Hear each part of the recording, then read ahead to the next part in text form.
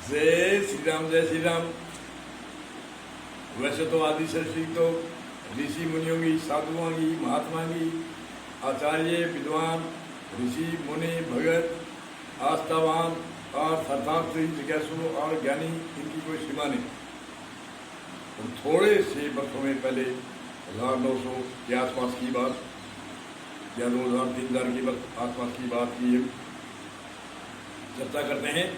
शंकराचार्य के 10 नामी बोलते हैं। शंकराचार्य को 10 उसके शिष्य हुए, गिरी, पुरी, भारती आदि।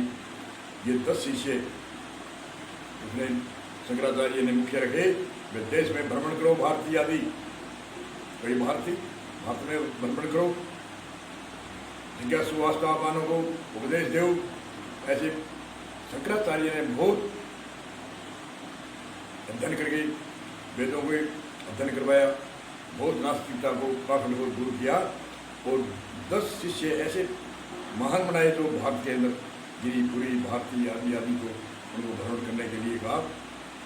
और रामानंद जी, रामानंद, वल्लभाचार्य आदि की परंपरा में रामानंद हुए। उन्होंने 52 बढ़िया ज्ञान चेतना यात्रा निकाली और 12 शिष्य तैयार किए भारत के अंदर घूमो।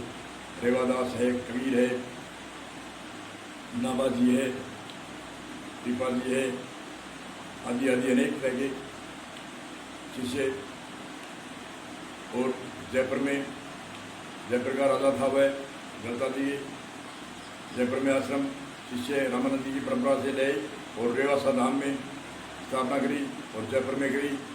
और बहुत जितना भी पसारा है लगभग रामानंद जी, शंकराचार्य आदि का पसारा है।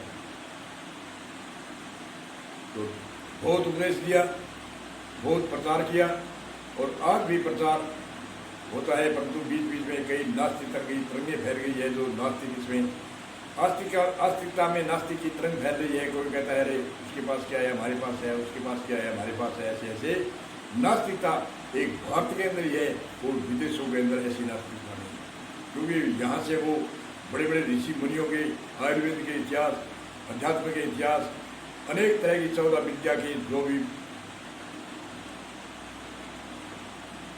इतिहास वगैरह जो भी हमारे भारत के अंदर 14 विद्या निधान था।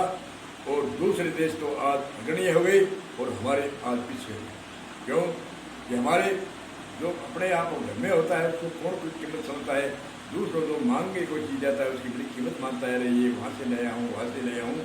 तो विदेशों ने से भारत में ले गए थे, इतिहास उनको पढ़ा और उनको श्रवण किया, मनन किया, उसका निध्यासन किया। और हमारे ने तो यहाँ ऋषि मुनियों के इतिहासों का श्रवण किया, न मनन किया, न निध्यासन किया। यहाँ कोई आए आक्रमणकारी, किसी ने मार दिया, किसी ने, इसीलिए तो उन्होंने किया था कि भारत इस से ही सब, इस कारण से, इतिहासों से, ऋषि मुनियों से और धर्म की मर्यादा से, इसीलिए तो इनका गौरव है और इनकी सारी संसार में इसकी कीर्ति है। जिन जिन ने शिक्षा पद्धति को, ऋषियों को, धर्म को, आदि आदि को ही पहले खंडन किया और दूसरों देश से हुआ आक्रमण हुआ, दूसरे देश में अनेक तरह की सामग्री ले गई और वहाँ बड़े साहस से आज चाणक्य ऋषि आदि के इतिहास है। वहाँ पर वहाँ बड़े बड़े बोर्ड लगाते हैं, कहते हैं दूसरे देशों में चाणक्य ऋषि की पत्ती है जो उनको मानते हैं। आयुर्वेद में अनेक ऋषि मुनि हुए, उनका इतिहास आयुर्वेद में वो आ गए। हिंदुस्तान में आयुर्वेद की पत्ती पहले नंबर थी, जो आज विदेशों में है। यहाँ थोड़े बहुत प्रॉफिटियाँ करते हैं आयुर्वेद वाले और अंग्रेजी वाले उनको पैर टिकने नहीं देते। ऐसे दवाई कैसी भी हो, चाहे अंग्रेजी हो चाहे आयुर्वेद हो, बीमारी का निदान होना चाहिए, चाहे होम्योपैथी हो, कैसी भी हो। दूसरों की काट ले करके जो अपनी डिमांड खड़ी करनी है वो करो। रोग चाहे कैसे भी निदान करो, चाहे योग की उपाधि से करो, चाहे प्रकृति चिकित्सा से करो, चाहे कोई दवाई पानी से करो। मेन कारण ये है कि उसमें कोई खोट नहीं होना चाहिए। चाहे आयुर्वेद की दवाई हो, चाहे होम्योपैथी हो, चाहे एलोपैथी हो, जानकारी होनी चाहिए और खोट नहीं होना चाहिए, तो रोगियों का उपचार हो सकता है। हमारे खोट पहले उपचार हुए ना हुए, पैसे का उपचार हो जाए। ऐसे हमारे भारत के अंदर जो पुराने समय के अंदर तो बहुत ही पैसे के पास नहीं देखते थे, धनाढ़ी होते थे, उनसे पैसा लेते थे, गरीब से कोई पैसा गरीबों के लेते थे। ऐसे सुनने में आते हैं, एक राजा की बीमारी थी, एक नौकर आदमी जो गरीब था उसके एक की बीमारी थी, और राजा आया, अमुक अमुक बीमारी है, उसने वो दवाई इधर उधर से उसको दी, और उस समय भी काफ़ी रुपए दिए।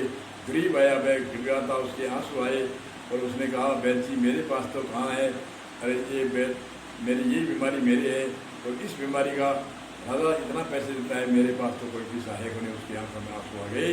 उसने कहा आप चवन्नी दे दो, ठन्नी दे दो, 1 रुपया दे दो, बस भाई यही करूँगा आपके सामने।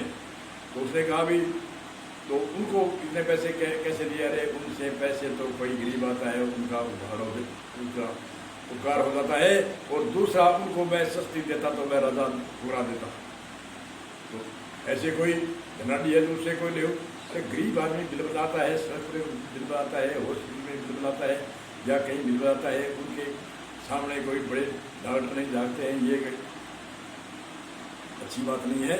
तो सबका समान बराबर एक समान डिग्री, जैसे डिग्री में सिखाते हैं कि सबको एक समान देखना है, वैसे ही पूरी जिंदगी में समाज की सेवा करनी चाहिए, गरीबों की सेवा करनी चाहिए।